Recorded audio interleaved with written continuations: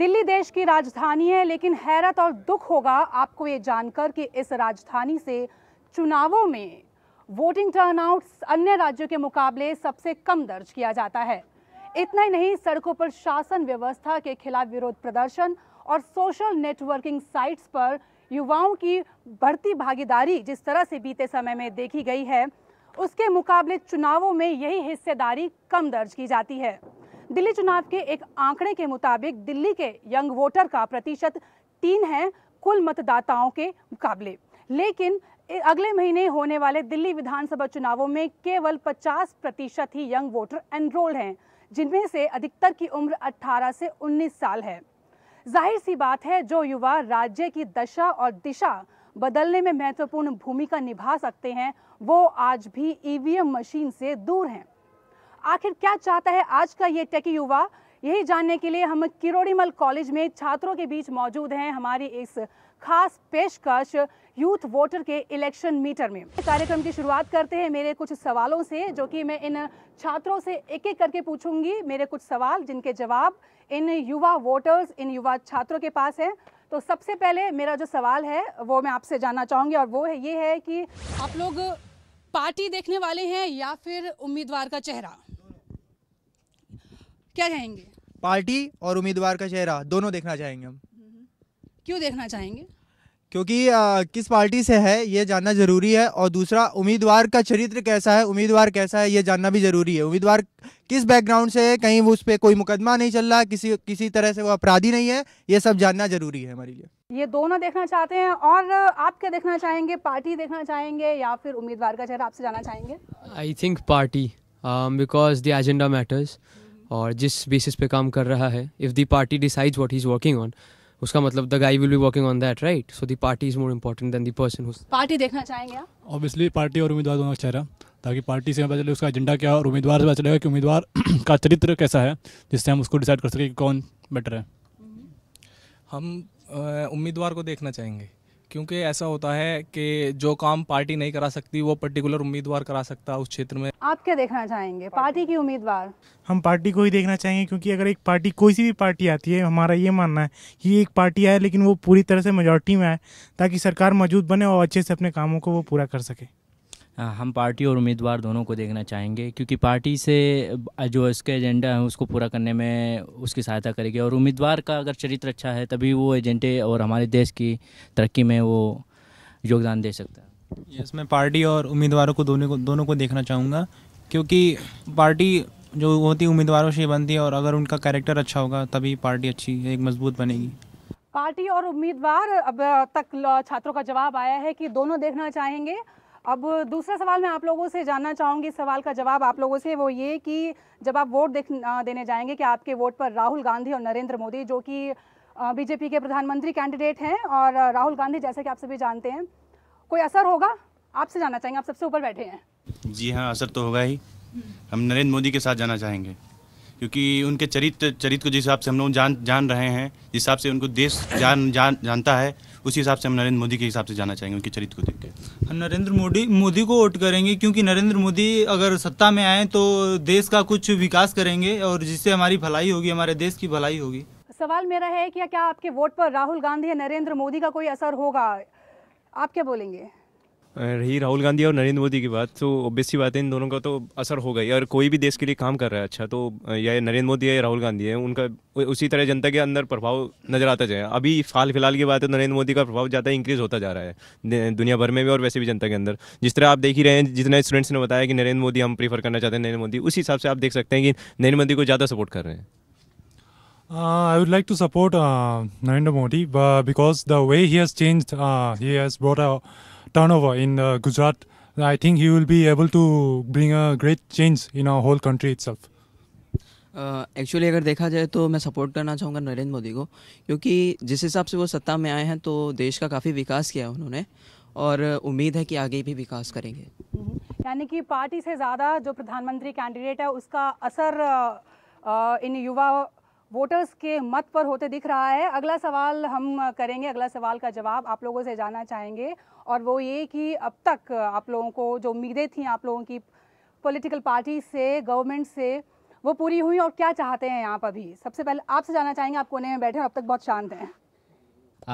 अब तक देखा गया है कि जो भी पार्टी आई है वो हम लोग की ज़रूरतें पूरी नहीं कर पाई है, तो इस बार हम ये कोशिश करेंगे कि हम उस पार्टी को सत्ता में लाएं जो हमारी ज़रूरतें पूरी कर सके, जिनके मैनिफेस्टो में ये हो, एजेंडा हो उनका कि वो उन ज़रूरतों को पूरा करने की कोशिश करेगी। आपसे जानना चाहेंगे क्या है आपकी ज़रूरतें, कोई क्या उम्मीदें हैं अभी? जी अभी तो फ़िलहाल हम स्टूडेंट हैं, तो हमारी उम्मीदें यही कि जितने भी कॉलेज हैं उनको अच्छे से उसमें टीचिंग हो और हॉस्टल्स के उनकी मतलब फैसिलिटीज़ अच्छी हो, स्टूडेंट को ज़्यादा प्रीफर दिया जाए और हमारे सिटीज़ को भी। आज भी दिल्ली में बहुत सारे लोग फुटपाथ पे रहते हैं, उनके लिए सरकार को कम से कम एक घर दिया जाना चाहिए ताकि वो चैन की ज़िंदगी रह सकें। और हमारे जैसे हम लोग के भी हॉस्टल्स अवेलेबल नहीं हैं, हॉस्टल्स कम है, स्टूडेंट्स ज़्यादा हैं, तो रहने की पर्याप्त सुविधा होनी चाहिए ताकि स्टूडेंट्स अच्छे से अपनी पढ़ाई पूरी कर सकें। तो काफ़ी कुछ चाहते हैं ये लोग, बट चूंकि दिल्ली के चुनावों की बात हो रही है, दिल्ली के विधानसभा चुनाव जो कि अगले महीने होने वाले हैं, तो दिल्ली की राजनीति पे हम इनसे कुछ जानना चाहेंगे कि दिल्ली की राजनीति में आप लोगों को अच्छा क्या लगता है। आपसे जानना चाहेंगे पहले। दिल्ली की राजनीति में अभी तक तो जहाँ तक मुझे 3 साल हो गया दिल्ली की राजनीति में, बस अभी तक कुछ बदलाव नहीं देखने को आया मेरे को, क्योंकि जितना मैं देखता हूँ कि शेड्यूल मतलब डेली, जैसे कि फुटपाथ पे बताया कि फुटपाथ पे डेली जनता सो रही है, तो कोई भी पार्टी जब अभी भी अगर वो सत्ता में है तो वो उसके लिए कुछ नहीं कर पा रही है, क्योंकि सड़कें भी हैं वैसी की वैसी हैं, नाले ऐसे चल रहे हैं, बहुत दिक्कतें हो रही हैं, स्टूडेंट्स को खुद फेस करना पड़ता है। यहाँ तक कि उनके लिए इंफ्रास्ट्रक्चर जो कॉलेज में है वो भी बेटर नहीं है, बहुत दिक्कतें, खाने की पीने की बहुत समस्याएं उनको फेस करनी पड़ रही है। दिल्ली में सिर्फ जब चुनाव आते हैं तभी जाके होते हैं, जो जितने भी विकास कार्य होते हैं उससे पहले सब शांत रहती है सरकार। और मैं तो अभी केवल मेरे को दूसरा साल ही है यहाँ पे। आपको क्या अच्छा लगता है दिल्ली की राजनीति में? मैम दिल्ली की राजनीति में सबसे अच्छी चीज़ है जो यहाँ पे पार्टीज़ हैं उनके बीच में कंपटीशन। अब देखिए आम आदमी पार्टी अब उभर के आई है यहाँ पे, तो उसने भी अच्छा कंपटीशन दे रही है ये बीजेपी को, कांग्रेस को, तो सबसे अच्छा इनका कंपटीशन चल रहा है इस वक्त। जैसा कि दिल्ली में कांग्रेस की सत्ता चल रही है, लेकिन अभी तक कांग्रेस ने कोई यहाँ पे विकास वैसा नहीं करवाया है जो जाना जा सके, तो इसलिए मेरा तो सपोर्ट बीजेपी के लिए है। जैसा कि अभी सर ने बताया कि दिल्ली की जनता जो है वो अन्य राज्यों की अपेक्षा थोड़ा जागरूक है, तो जो कंपटीशन होता है दूसरी पार्टियों के बीच में उसे लेके काफ़ी रुचि रहेगी मुझे इस बार के चुनाव में। कंपटीशन जो पॉलिटिकल पार्टीज़ में चलता है वो इन्हें बहुत अच्छा लगता है। और कुछ छात्रों से हम जानना चाहेंगे, आपको क्या अच्छा लगता है दिल्ली के पॉलिटिक्स में? दिल्ली की पॉलिटिक्स में यहाँ पे जो लोग विकास हो रहा है, जो लोग उसको जांचते हैं और परखते हैं, तो उस ये चीज़ काफ़ी अच्छी है दिल्ली की राजनीति में कि लोग उसको जांच के और परख कर किसी का अपना वोट सपोर्ट करते हैं। आप क्या कहना चाहिए? दिल्ली की राजनीति के बारे में मैं तो कहना चाहूँगा कि अगर अभी तो चुनाव आने ही वाला है, देखिए अभी काम इन्होंने शुरू किया है। अभी बेंगलुरु रोड पे, अभी मेरी कॉलेज के रूट पे अभी जाएंगे तो अभी गिट्टी उट्टी सब पड़ी हुई है, जैसे कि रोड बनने ही वाली है, पर उससे पहले सरकार क्या सो रही थी क्या? इसीलिए मैं बीजेपी के साथ ही जाना चाहूँगा। एक आखिरी सवाल अब हमारा रह गया है, वो इनसे जानना चाहेंगे। दिल्ली की राजनीति पे हम लोगों ने बात कर ली है, 3 पॉलिटिकल पार्टीज़ इस वक्त काफ़ी टफ कंपटीशन में आ रही हैं। कांग्रेस है और बीजेपी है और एक नई पार्टी बन के आई है आम आदमी पार्टी। तो आप लोग यूथ हैं, युवा वोटर्स हैं, मत डालने जाएंगे। आप लोगों को क्या लगता है कि तीनों पार्टीज़ में से किसको सबसे ज़्यादा सीटें मिलेंगी, ये जानना चाहेंगे आपसे। देखिए अकॉर्डिंग टू मी आम आदमी पार्टी को सीट मिलने के ज़्यादा चांसेस हैं, क्योंकि देखो it has worked against corruption, जो करप्शन के खिलाफ उन्होंने आवाज़ उठाई है, दैट इज़ रिमार्केबल। और दूसरा बात यह है कि उनके पास आंकड़े हैं कि किस जगह पे दिल्ली में किस लोकेशन में कितना काम हुआ है, कितना नहीं हुआ है, तो ये एक बहुत बड़ी अच्छी बात है। टॉप में बैठे हैं, इनसे हम बात करेंगे। I think actually the Aam Aadmi Party is relying on others' weaknesses rather its own strength. So it is a major drawback for AAP, despite having such a dynamic leader who's been an IITian himself. They are portraying the weaknesses of other parties rather than showing their own strength. So I think AAP does not have a chance. My stand would go for BJP definitely, because the party is determined by the leadership, one who leads from the front. कि BJP जो है बहुत खासकर नरेंद्र मोदी को लेके बात चल रही है, तो ये एक ऐसे लीडर हैं जो पूरे गुजरात को चेंज करने के साथ साथ पूरे भारत को चेंज करने की सपने देखें और उसको वो साक्षात भी करेंगे। मैं कांग्रेस के साथ जाना चाहूँगा। आपको क्या लगता है कि किसको ज़्यादा सीटें मिल सकती हैं? कांग्रेस को ज़्यादा सीट्स मिलेंगी। क्यों पता नहीं, पर मुझे लगता है बीजेपी। जिस तरह से नरेंद्र मोदी का एक कैंडिडेट के रूप में चुनाव किया बीजेपी ने उसका फ़ायदा बीजेपी को मिलेगा। आप The BJP and the Congress go way back, so I think it's time for something new, and Aam Aadmi Party gives you just that.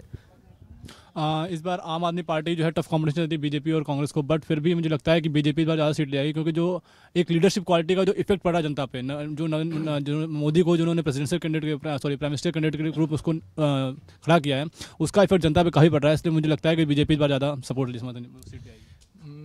मेरा सोचना है कि जैसे कि सर्वे बता रहे हैं, न्यूज़पेपर है, यूट्यूब है, उस पर आता है कि बीजेपी का जो मतलब वोटिंग क्राइटेरिया कितना है, कहाँ पर कितना है, तो इससे लगता है कि BJP. My support with BJP because Narendra Modi is very active leaders. BJP. My support with Aam Aadmi Party because I think Arvind Kejriwal is a good leader and he will change the Delhi. आप क्या कहना चाहेंगे? जहाँ तक अभी तक देखा जाए, जनता का झुकाव ज़्यादातर बीजेपी और आम आदमी पार्टी की तरफ है। बीजेपी। आपको क्या लगता है? आम Aadmi party he. I support BJP. मैं बीजेपी को सपोर्ट करना चाहूँगा, क्योंकि कोई भी ऐसी सत्ता नहीं है कि जो प्याज और पेट्रोल के दाम बढ़ा के मतलब सत्ता में आना। बीजेपी को सपोर्ट करें यानी कि बीजेपी को ज़्यादा सीटें मिलेंगी। BJP because the leadership of Narendra Modi. मैं सिर्फ एक बात बोलना चाहूँगा, आम आदमी पार्टी सबसे साफ, सबसे सुथरी। आम आदमी और बीजेपी यानी कि कांग्रेस कहीं नज़र नहीं आ रही है। बहरहाल अब हम काफ़ी विचार रखते हैं, ये युवा हैं, युवा राजनीति भी करते हैं और ख़ास तौर से सोशल नेटवर्किंग साइट पे पॉलिटिकल कमेंट्स इन युवाओं के आजकल ज़्यादा देखे जा सकते हैं। यूथ वोटर के इलेक्शन मीटर में अब हम इन्हीं युवाओं से कुछ और अन्य सवालों के जवाब जानना चाहेंगे और हमारा पहला सवाल है आप लोगों से, वो ये कि शीला दीक्षित से पहले मुख्यमंत्री कौन था? विजय गोयल शायद। Vijay Goyal. Vijay Goyal. No idea. Vijay Goyal. Vijay Goyal. I don't know idea. Sushma Swaraj. I don't know. Vijay Goyal. Vijay Goyal. Sushma Swaraj. Vijay Goyal. No idea और विजय गोयल, ये इनके जवाब थे। अब अगला सवाल, अगले सवाल का जवाब आपसे जानना चाहेंगे कि दिल्ली में दिल्ली पुलिस किसके कंट्रोल में रहती है?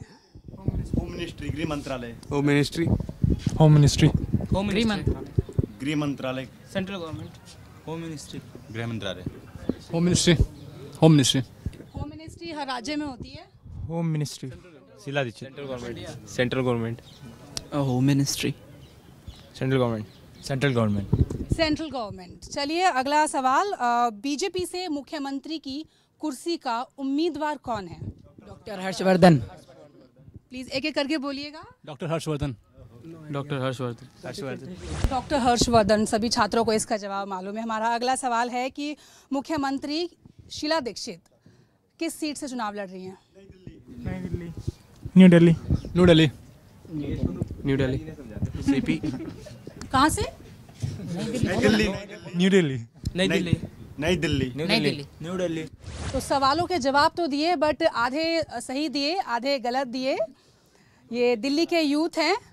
बहरहाल काफ़ी सोच और काफ़ी जानकारी तो रखते हैं राजनीति के परिप्रेक्ष्य के बारे में, लेकिन लोकतंत्र का ये महापर्व है जो दिल्ली में अगले महीने शुरू हो जाएगा और इन युवाओं की भागीदारी बहुत ज़रूरी है और अगर इन्होंने ये मौका चूक गए तो इनकी एक खामोशी भविष्य में कालिक में तब्दील हो सकती है।